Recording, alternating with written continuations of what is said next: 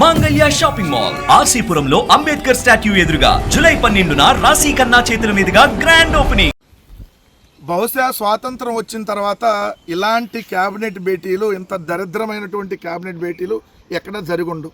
ఎందుకంటున్నానంటే 5 క్యాబినెట్ మంత్రులు డుమ్మా కొడతారు అంటే వాళ్ళకే ఇంట్రెస్ట్ లేదు అసలు క్యాబినెట్ మీటింగ్ అంటే, అదొక పాయింట్. బట్ క్యాబినెట్ భేటీలో ప్రజలకు సంబంధించినటువంటి అంశాలు చర్చ జరగాలి. కానీ వీళ్ళ సొంత ఎజెండా ఏ విధంగా ప్రభుత్వాన్ని ప్రశ్నించిన వాళ్ళ గొంతు ఎలా నొక్కాలనే దాని మీద క్యాబినెట్ భేటీలు జరుగుతుంది. ఇంతకంటే దుర్మార్గమైనటువంటి క్యాబినెట్ భేటీలు ఇంకెప్పుడు జరగవు. బహుశా చరిత్రలో కూడా అంతకుముందు ఎప్పుడు జరిగి ఉండవు, ఇంకా బహుశా కూడా జరగవేమో.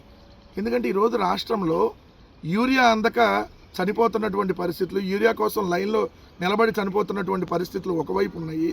రైతుకి ఈరోజు గిట్టుబాటు ధర లేదు, ఏదైతే రైతుకి ఇవ్వాల్సినటువంటి భరోసా అందట్లేదు, రైతుకి ఏదైతే నష్టపోయినటువంటి వాళ్ళకి పంట నష్టపరిహారం ఇప్పటివరకు లేదు. వీటి మీద ఎక్కడా చర్చలు లేదు క్యాబినెట్ మీటింగ్లో. ఈరోజు ఆడబిడ్డ నిధి గురించి క్యాబినెట్ భేటీలో చర్చ లేదు, నిరుద్యోగ వృత్తి గురించి క్యాబినెట్ భేటీలో చర్చ లేదు, సూపర్ 6 కానీ సూపర్ 7 కానీ వీళ్ళు ఇస్తానన్నటువంటి 143 హామీల మీద క్యాబినెట్ భేటీలో చర్చ లేదు. ఏంటి క్యాబినెట్ భేటీలో వీళ్ళు చేసినటువంటి చర్చ అంటే ఎవరెవరికి 99 పైసలకు భూములు ఇచ్చేయాలి, ఏదైతే తెలుగుదేశం పార్టీ బినామీలకి ఇంకెవరికైనా మిగిలి ఉన్నాయో మనం ఇవ్వాల్సినవి. రెండో పాయింట్ వచ్చేటప్పటికి కీలకంగా ప్రభుత్వాన్ని ఎవరైతే ప్రశ్నిస్తున్నారో వాళ్ళ మీద ఇప్పటి వరకు ఎన్ని కేసులు పెట్టాం, ఇంకా ఎంతమంది మీద కేసులు పెట్టాలి, దీనికోసం ఒక ప్రత్యేక టాస్క్ ఫోర్స్ని ఎలా ఏర్పాటు చేయాలి, ఇదంతా డిస్కషను. అసలు నిజంగా పోలీసు టాస్క్ ఫోర్స్ ఏర్పాటు చేయాల్సి వస్తే దేని మీద చర్చ జరగాలి? నిన్న సాయి కృష్ణ బూడిద ఎక్కడుందో దాని మీద చర్చ జరగల, క్రాంతి కుమారుని ఎందుకు చనిపోయాడనే దాని మీద చర్చ జరగల, తెనాలిలో తిరుపతం ఎలా చనిపోయిందనే దాని మీద చర్చ జరగల, విజయనగరంలో కళావతి ఎలా చనిపోయిందనే దాని మీద చర్చ జరగల, కర్నూలులో మాలగంగమ్మ లాకప్ డెత్ గురించి చర్చ జరగల. మరి చర్చ వీటిని క్వశ్చన్ చేసిన వాళ్ళని ఎలా అరెస్ట్ చేయాలనే దాని మీద నిన్న క్యాబినెట్ భేటీ చేసి ఓ చట్టాన్ని తీసుకొని వస్తారంట. కొద్దిగా సిగ్గుందా మీకు అని అడుగుతా ఉన్నా. అసలు మీకు ఎంత కారిపోతా ఉంది వీళ్ళకంటే, క్వశ్చన్ చేసేవాడిని చూసి వీళ్ళకి కారిపోతూ ఉంది. 2 పత్రికలు, 10 శాటిలైట్ ఛానళ్ళు, 500కు పైగా యూట్యూబ్ ఛానళ్ళు, వందలాది మంది ఏదైతే మీమ్స్ పేజీలని అడ్డం పెట్టుకొని ఈరోజు ఒక్క సోషల్ మీడియాను చూసి మీకు కారిపోతుందంటే ఎన్ని దారుణాలు మీరు ఈ 2 సంవత్సరాల్లో చేస్తే మీకు ఇంత భయం పట్టుకుందో ఒక్కసారి క్లియర్గా ప్రజలను కూడా గమనించమని చెప్తా ఉన్నా.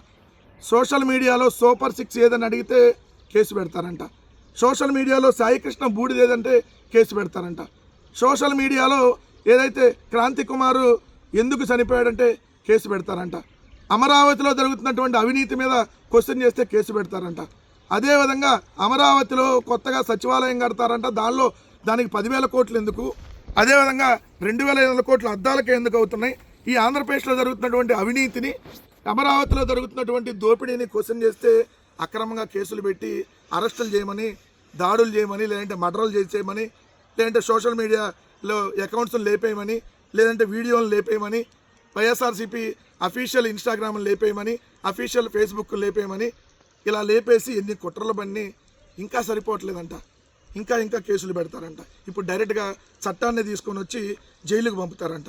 అంటే ఎమర్జెన్సీ కంటే దారుణమైనటువంటి పరిస్థితులు ఏపీలో ఉన్నాయనేది ఇది నిదర్శనం కాదా? ఎంత దారుణం అంటే ప్రశ్నించిన వైఎస్ఆర్సీపీ కార్యకర్త మీద కేసులు పెడతారంట, ప్రశ్నించిన తెలుగుదేశం పార్టీ కార్యకర్తల మీద కేసులు పెడతారంట, ప్రశ్నించిన జనసేన కార్యకర్తల మీద కేసులు పెడతారంట, ప్రశ్నించిన జర్నలిస్టుల మీద కేసులు పెడతారంట, ప్రశ్నించిన రాజకీయ విశ్లేషకుల మీద కేసులు పెడతారంట, ప్రశ్నించిన యూట్యూబర్ల మీద కేసులు పెడతారంట, ప్రశ్నించిన అధికారుల మీదైనా కేసులు పెట్టి జైలుకు పంపిస్తాం, దేశద్రోహం కేసులు పెడతామని చెప్పి చట్టాన్ని తీసుకురాబోతున్నారంట. నిజంగా సోషల్ మీడియాని అడ్డం పెట్టుకొని, నిజంగా మెయిన్ మీడియాని అడ్డం పెట్టుకొని నిజంగా విష ప్రచారాలు చేస్తుంది ఎవరు? మీరు కదా చంద్రబాబు నాయుడు గారు. ఒక ఫేక్ ప్రచారం, మీరు చేసినంత ఫేక్ ప్రచారం ఎవరన్నా అప్పటి వరకు చేశారా?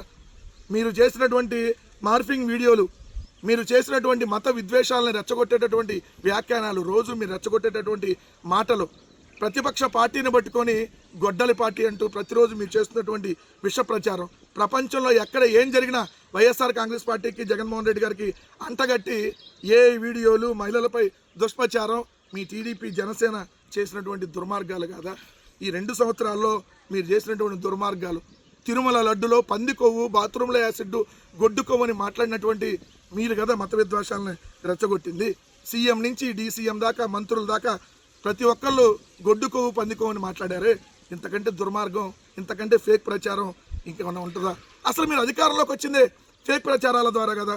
ఇప్పుడు వాస్తవాల ప్రచారం చేస్తేనేమో ప్రభుత్వానికి కారిపోతుంది, ప్రశ్నిస్తేనేమో అరెస్టులు చేస్తారంట, ప్రశ్నిస్తే దేశద్రోహం కేసులు పెడతారంట. అంటే మీ ప్రభుత్వ పతనం ఇక్కడే ఆరంభమైందన్న విషయం క్లియర్గా అర్థమవుతుంది. ప్రశ్నించిన దానికి సమాధానం చెప్పలేక కేసులు పెట్టి అరెస్ట్ చేస్తున్నారంటేనే మీ ప్రభుత్వం ఓడిపోతుంది, మీ ప్రభుత్వం దారుణంగా వైఫల్యం చెందిందనేది అక్కడ అర్థం కావట్లేదా?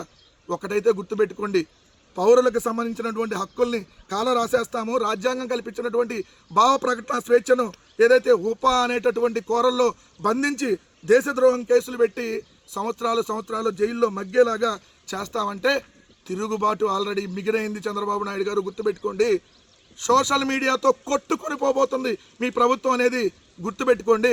ఎందుకంటే ఈ నారా నిరంకుశత్వాన్ని సోషల్ మీడియా పాతరేసి రేపొద్దున మీ సింగిల్ డిజిట్ సీట్లకి మిమ్మల్ని పరిమితం చేయబోతుందనేది గుర్తుపెట్టుకోండి. మీ అన్యాయాలని, మీ అవినీతిని కోకటి వేళ్లతో సహా అదే సోషల్ మీడియా రేపొద్దున పెకలించబోతుందనే విషయం మీకు ఆల్రెడీ అర్థమైంది.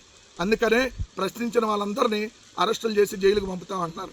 నిజంగా ఈ చట్టంను రేపొద్దున మేమున్నప్పుడు కూడా అదే ఇంప్లిమెంట్ చేస్తే ఎంతమంది మీ తెలుగుదేశం వాళ్ళు రేపొద్దున లోపలికి వెళ్తారో గుర్తుపెట్టుకోండి. అసలు టీడీపీ జనసేన ఈ సోషల్ సైకోల్ని పెంచి పోషిస్తుంది మీరే కదా. కిరాకార్పి అనేటటువంటి యదవని, సీమరాజా అనేటటువంటి దున్నపోతుని, ఈ మొత్తాన్ని నడిపించేటటువంటి ఐటీడీపీ అనేటటువంటి చింతకాయల విజయ్ని, దీని వెనకాల ఉన్నటువంటి నారా లోకేష్, జనసేన నుంచేమో కిరణ్ లాయలు, లేదంటే అరవకుండా 5 సార్లు అబార్షన్ చేయించేవాళ్ళు, వీళ్ళ మీద కేసులు లేవా? ఆదిమూలం మీద కేసులు లేవా? కేసులు పెట్టరా? అదేవిధంగా చూస్తే నజీర్ మీద పెట్టరా? మహిళలను లైంగికంగా వేధించే కోన రవికుమార్ మీద కేసులు పెట్టరా? మీ ఎమ్మెల్యేలు, మీ రాసలీల ఎమ్మెల్యేలు, మీ అవినీతి ఎమ్మెల్యేలు, వాళ్ళ మీద కదా ముందు కేసులు పెట్టాల్సింది. 2 ఏళ్లలో అంట 1690 మంది మీద సోషల్ మీడియా కేసులు పెట్టి అరెస్టులు చేశారంట. 1690 మీద అంటే అంత నెలకి దాదాపు 70 మందికి పైగా. అంటే ప్రతిరోజు సోషల్ మీడియా వాళ్ళు 2 అరెస్ట్ చేస్తున్నారు, మినిమం 2. అంటే ఈ రాష్ట్రం ఎటుపోతా ఉందో ఒకసారి గమనించమని చెప్తా ఉన్నా. ఒక్కటైతే స్పష్టం, సోషల్ మీడియాతో కొట్టుకొని పోతారు మీరు. ప్రశ్నించిన వాడినల్లా తీసుకెళ్లి బొక్కలో వేస్తామంటే ఆల్రెడీ తిరుగుబాటు బిగినైంది. మీ ప్రభుత్వాన్ని కోకట వేలతో సహా పెకలించి ప్రజలే తీసుకెళ్లి బంగాళాఖాతంలో పాతి పెడతారన్న విషయం మాత్రం గుర్తుపెట్టుకోమని చెప్పి హెచ్చరిస్తా ఉన్నాం చంద్రబాబు నాయుడు గారు కూటమి ప్రభుత్వాన్ని.